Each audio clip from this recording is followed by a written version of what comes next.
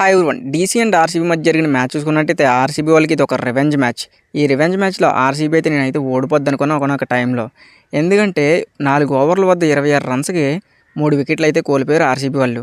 Team అయితే పీకల లోతులో ఉండిపోయింది. ఇలాంటి టైంలో ఆర్సీబీ టీంను ఆదుకున్నది ఖచ్చితంగా విరాట్ కోహ్లీ అండ్ కృణాల్ పాండ్యా అని చెప్పుకోవచ్చు. కృణాల్ పాండ్యా అయితే స్టార్టింగ్లో అయితే చాలా స్లోగా ఆడినప్పటికీ తర్వాత గేర్లు మార్చి వేరే లెవెల్ బ్యాటింగ్ చేశాడు.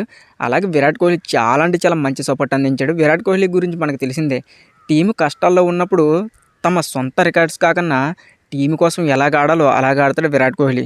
అదేవిధంగా నిన్నటి మ్యాచ్లో కూడా ఆడి మ్యాచ్ని అయితే గెలిపించుకున్నారు.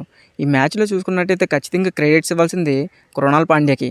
వికెట్లు అడిపోయిన సిచ్యువేషన్లో వచ్చి గేమ్ని రీడ్ చేసిన విధానం అయితే వేరే లెవెల్ అని చెప్పుకోవచ్చు. కృణాల్ పాండ్యా చాలా సంవత్సరాల తర్వాత ఈ విధంగా ఆడడం ఆర్సీబీకి గుడ్ న్యూస్ అని చెప్పుకోవచ్చు. ఏ సీజన్ చూసుకున్నా కానీ కృణాల్ పాండ్యా అంతంత మాత్రమే పర్ఫామ్ చేస్తాడు. ఈ సీజన్లో చూసుకుంటే వేరే లెవెల్ బ్యాటింగ్ చేస్తాడు. అలాగే విరాట్ కోహ్లీ ప్రతి సీజన్లోనే టీమును ముందుండి నడిపిస్తాడు. ఈ సీజన్ కూడా కోహ్లీ చాలా మంచిగా టీంను ముందుండి నడిపిస్తున్నాడు. అలాగే బౌలర్స్ కూడా చాలా మంచిగా బౌలింగ్ చేస్తున్నారు. ప్రతి బ్యాట్స్మెన్ ఫామ్లో ఉన్నారు. ఇలాంటి టైంలో కప్పు కొట్టకపోతే మరో 18 సీజన్లు కూడా కప్పు కొడతారని నేనైతే అనుకోవట్లేదు. అలాగే ఆర్సీబీ ఫ్యాన్స్ గుళ్ళు గోపురాలు తిరుగుతున్నారు ఈ సీజన్ ఖచ్చితంగా కప్పు కొట్టాలని. వీళ్ళు ఫామ్ చూసినా కూడా అలాగే ఉంది కప్పు కొట్టేలాగా. ఆర్సీబీ ఫ్యాన్స్కి అయితే ఈ సంవత్సరం ఆర్సీబీ టీం కప్పు కొట్టి వాళ్ళ ఫ్యాన్స్కి మంచి ట్రీట్ ఇస్తారని కోరుకుంటున్నాను.